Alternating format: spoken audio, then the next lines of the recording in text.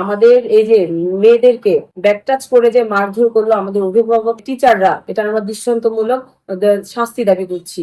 আজকে 19 এপ্রিল আমাদের মূল দাবি হচ্ছে 6 তারিখের ঘটনা কেন্দ্র করে আমরা চাই যে অভিভাবক সমতুল্য শিক্ষকের হাতে ছাত্রদের আহত হওয়া এবং শিক্ষার্থীদের লাঞ্ছিত করার ঘটনার সুষ্ঠু তদন্ত ও বিচার চাই।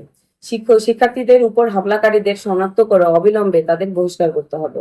হামলাকারীদের আইনের আওতায় এনে দৃষ্টান্তমূলক শাস্তি নিশ্চিত করতে হবে। সেই সাথে শিক্ষকদের গাফলাতির কারণে কোনো শিক্ষার্থী ফেল করলে তাদের দায়ভার জাতীয় বিশ্ববিদ্যালয়কে নিতে হবে। শিক্ষার্থীদের খাতা শিক্ষার্থীদের দেখার সুযোগ দিতে হবে। অবিলম্বে জাতীয় বিশ্ববিদ্যালয়ের ক্যাম্পাসে ছাত্র ছাত্রীদের জন্য নিরাপদ ক্যাম্পাস হিসেবে পরিণত করতে হবে।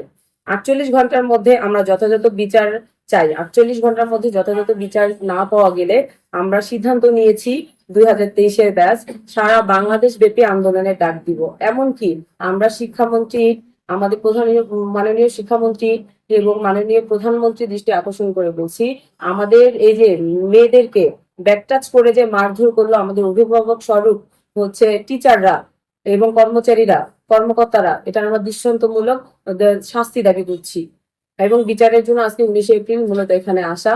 আর এই 48 ঘন্টার মধ্যে তারা যদি কোনো পদক্ষেপ না নেয়, এটার বিচার নিশ্চিত করার জন্য আমরা যে প্রান্তে যাওয়া দরকার, যা যা পদক্ষেপ গ্রহণ করা দরকার, আমরা 2023-এর কাছে তাই করবো।